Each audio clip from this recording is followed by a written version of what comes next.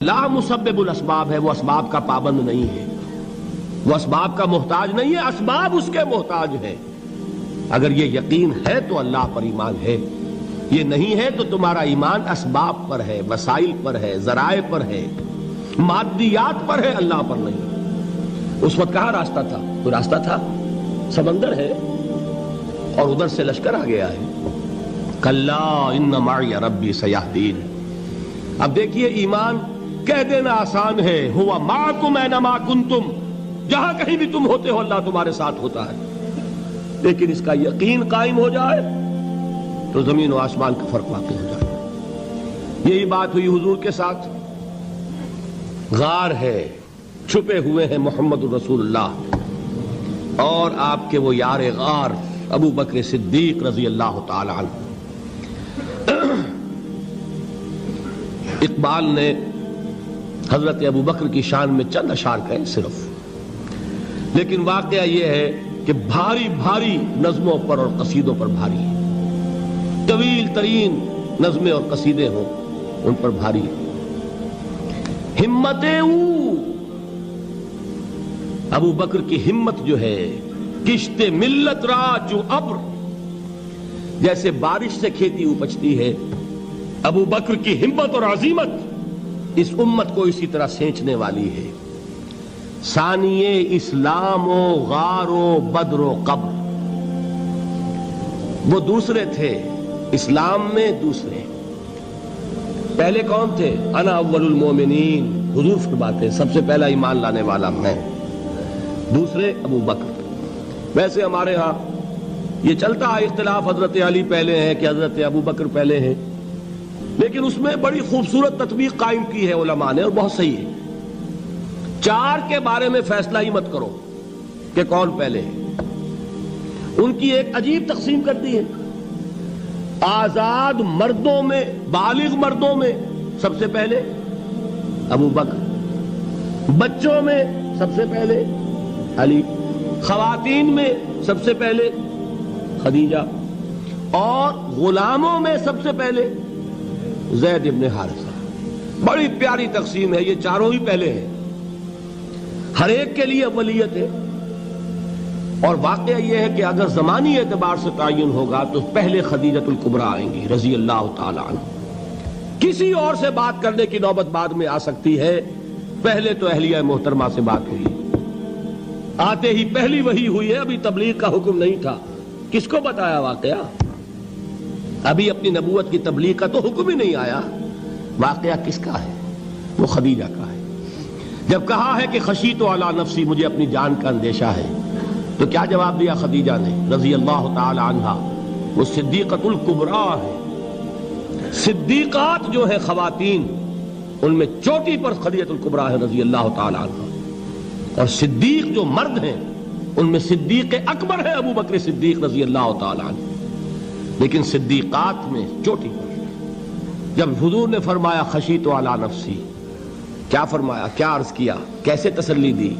نہیں نہیں، اللہ آپ کو ضائع نہیں کرے گا، آپ غریبوں کے ہمدرد ہیں، آپ مساکین کے تکالیف رفع کرنے والے ہیں، آپ بیواؤں کی سرپرستی کرتے ہیں، آپ مسافروں کی خدمت کرتے ہیں، اللہ آپ کو ضائع نہیں کرے گا۔ یہ یقین ہے اس خاتون کے اندر۔ خیر وہ ایک علیحدہ بات ہو جائے گی۔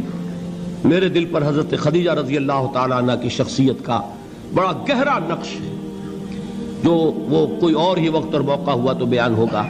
بہرحال اقبال نے ایک مصرے میں جو چار اولیتیں جمع کر دی ہیں، ہمتیں کشت امت را چو ابر، ثانی اسلام و غار و بدر و قبر۔ اسلام میں حضور کے بعد پہلے کون؟ ابو بکر۔ غار میں حضور کے ساتھ کون؟ ابو بکر۔ بدر کی رات اللہ کا رسول سر بسجود، وہ جھاڑ، وہ گھاس پھوس کی جو جھوپڑی بنائی گئی تھی، اور وہاں تلوار ننگی لے کر پہرا دینے والا کون؟ ابو بکر۔ اور اس حجرہ عائشہ میں محمد کے بعد سب سے پہلے دفن ہونے والا کون؟ ابو بکر رضی اللہ تعالی عنہ وصلی اللہ علیہ وسلم۔ وہ جو معاملہ میں سنا رہا تھا غار ثور کا، حضرت ابو بکر بھی حضور کے خیال سے لرز گئے ہیں. آپ کو یاد ہوگا کہ جا کر پہلے تمام جتنے سوراخ تھے انہیں بند کیا ہے. ایک سوراخ رہ گیا تھا جس کو بند کرنے کے لیے کوئی کپڑا نہیں تھا. وہاں اپنی ایڑی رکھی ہے. تب کہا ہے حضور سے تشریف لائیے, اور اپنے زانو پر حضور کو لٹایا ہے. اور وہاں کسی موذی جانور نے کاٹا ہے. حضور کی آنکھ لگ گئی تھی. اس وقت اس بل کے اندر جو بھی بچھو ہے کیا ہے واللہ عالم, اس نے کاٹا ہے. اس کی تکلیف کی وجہ سے ابو بکر کی آنکھوں سے آنسو ٹپک گئے. حضور کے چہرے مبارک پر پڑے ہیں تو حضور جاگے ہیں معاملہ کیا ہے. ایڑی نہیں ہٹائی وہاں سے, مبادا وہ جانور وہاں سے نکل کر محمد الرسول اللہ کو کوئی گزن پہنچا دے.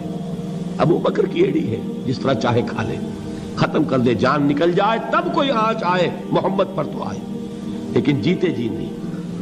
وہ ہے ابو بکر حضور کے خیال سے. اس وقت حضور نے پھر اپنا لعاب دہن لگایا ہے اور اس سے پھر آپ کی تکلیف ختم ہوئی. جیسے خیبر میں حضرت علی کی آنکھ دکھ رہی تھی, اس کو جو شفا حاصل ہوئی ہے وہ بھی حضور کے لعاب دہن سے ہوئی.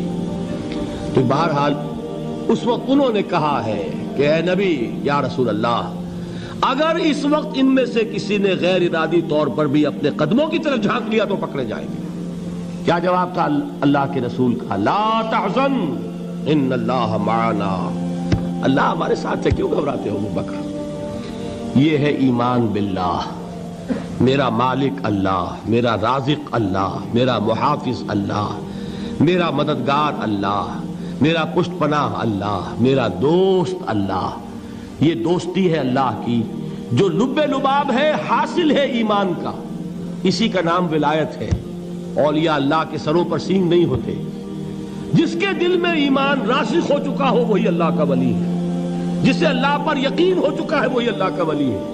جسے یقین ہے اللہ میرے ساتھ ہے, میرا مددگار, میرا پشت پناہ, میرا ساتھی, میرا دوست, میرا محبوب, میرا محب. اللہ اہل ایمان سے محبت کرتا ہے. واللہ یحب الصادقین. ان اللہ یحب الذین یقاتلون فی سبیلہ صفا کانہم بنیان مرصوص. اللہ محبت کرنے والا, اہل ایمان محبوب, اور اہل ایمان محبت کرنے والے اللہ محبوب. والذین آمنوا اشد حبا للہ. آپ تصور کیجئے جسے یہ رشتہ ایمان یا رشتہ ولایت حاصل ہو جائے, الا ان اولیاء اللہ لا خوف علیہم ولا هم یحزنون. آگاہ ہو جاؤ, اللہ کے دوستوں کے لیے نہ کوئی خوف ہے نہ کوئی حزن ہے. اور میں بیان کر چکا تھا, خوف اور حزن کے خاتمے ہی کا نام امن ہے. زوال خوف, زوال حزن. یہ خوف اور حزن کیوں آتے ہیں بار بار؟ اللہ تخافوا ولا تحزنوا, دونوں آ گئے. الا ان اولیاء اللہ لا خوف علیہم ولا هم یحزنون, پھر وہی دو. وہ کیوں ہے؟ خوف ہوتا ہے کسی مستقبل کی بات کا, یہ نہ ہو جائے, وہ نہ ہو جائے, یہ نقصان نہ پہنچ جائے, یہ تکلیف نہ ہو, یہ غضب نہ آ جائے. خوف ہے مستقبل سے. حزن ہے یہ کیوں ہوا, یہ نہیں ہونا چاہیے تھا, یہ میرا فلاں چیز میرے ہاتھ سے جاتی رہی ہے, فلاں موقع نکل گیا, اب بیٹھے ہوئے ہیں اندر ہی اندر کڑ رہے ہیں, صدمہ ہے اور رنج ہے. اور جو اللہ پر ایمان رکھتا ہے وہ جانتا ہے ما اصاب من مصیبت فی الارض ولا فی انفسکم الا فی کتاب من قبل ان نبرأها ان ذلک علی اللہ یسیر لکی لا تعصوا علی ما فاتکم ولا تفرحوا بما آتاکم واللہ لا يحب کل مختال فخور. اس زمین میں یا تمہاری جانوں میں کوئی تکلیف, کوئی مصیبت نہیں آ سکتی سوائے اس کے کہ جو اللہ نے لکھ دی ہو, اس سے پہلے کہ وہ ظاہر ہو. جس کو یہ حقیقت معلوم ہو گئی اس کو یہ طرز عمل اختیار کرنا چاہیے. جو چیز چھن جائے, جاتی رہے, چھوٹ جائے, اس پر افسوس نہ کرو. کس نے چھینی؟ دوست نے. دوست کے فیصلے پر شکایت. دوستی کو بٹا لگا رہے ہو, سرے تسلیم خم ہے جو مزاج یار میں آئے. اگر دوستی ہے تو پھر تو تمہیں گردن جھکانی چاہیے کہ ہر چے ساقی ماریخت عین الطاف است, جو بھی میرا ساقی میرے پیالے میں ڈال دے اس کا کرم ہے. جو اس کی طرف سے آئے اس پر کوئی رنج نہیں, کوئی صدمہ نہیں, کوئی غم نہیں, کوئی شکایت نہیں, کوئی شکوہ نہیں. اور جو ہوگا وہ اس کے اذن کے بغیر نہیں ہوگا, اور اس کا اذن ہوگا تو یقیناً میرے لیے خیر ہی خیر ہے, چاہے وہ ناگوار شے ہو, بظاہر مجھے اچھی نہ لگ رہی ہو، میری شارٹ سائٹڈنس میں مجھے وہ نظر آ رہی ہے کہ میرے لیے بری ہے، لیکن قرآن نے کہا ہے عسیٰ ان تکرہوا شیئا وہو خیر لکم وعسیٰ ان تحبوا شیئا وہو شر لکم واللہ یعلم وانتم لا تعلمون۔ ہو سکتا ہے تم کسی چیز کو ناپسند کرو درحال ہے کہ اسی میں تمہارا خیر ہو، اور ہو سکتا ہے تم کسی چیز کو پسند کرو درحال ہے کہ اس میں تمہارا شر ہو۔ اللہ جانتا ہے، تم نہیں جانتے۔ جب مجھے یہ بات معلوم ہو گئی، میں نے اپنا معاملہ اللہ کے حوالے کیا۔ سپردم بے تو مایا خیشرا تو دانی حساب کم و بیشرا، اے رب جو تو چاہتا ہے وہ ہو، تیرے علم میں جو شے میرے لیے خیر ہے وہ ہو جائے، میری کوئی پسند نہیں، میری کوئی چاہت نہیں، یہ ہے راضی برضائے رب۔ اکبر الہ آبادی نے اسے کہا ہے رضائے حق پہ راضی رہ، یہ حرف آرزو کیسا، خدا خالق، خدا مالک، خدا کا حکم تو کیسا۔ جب میں آ گیا بیچ میں، میری پسند، میری مرضی، میری خواہش، میری چاہت، یہی تو شرک ہے۔ ما شاء اللہ کان وما لم یشاء لم یکن، جو اللہ نے چاہا وہ ہوا، جو اس نے نہیں چاہا نہیں ہوا، اختیار اس کا ہے، میرا تو نہیں۔ رضائے حق پہ راضی رہ، یہ حرف آرزو کیسا، خدا خالق، خدا مالک، خدا کا حکم تو کیسا۔ اقبال نے اسے کہا ہے فارسی میں، اب آپ کہیں اس کا ترجمہ بھی کرو تو وہ مجھے ذرا اس وقت کچھ بہت ہی بدذوقی کسی بات نظر آئے گی۔ جائیے پوچھئے کسی سے جسے فارسی آتی ہو۔ برو کشید ز پیچا کے ہست و بود مرا، چے اقدہا کے مقام رضا کشود مرا۔ مجھے تو تمام پیچ و خم سے نکال دیا اس مقام رضا نے، میں راضی برضائے رب ہوں، جو فیصلہ اس کا میں اس پر راضی۔ تو کہاں کا حزن اور کس کا خوف، یہی زوال حزن اور زوال خوف، یہی ہے امن، یہ نتیجہ ہے ایمان کا۔ تو جان لیجئے یہ ہے لب لباب، یہ ہے حاصل ایمان کا، یہ ہے تو ایمان ہے، یہ نہیں ہے تو ایمان نہیں۔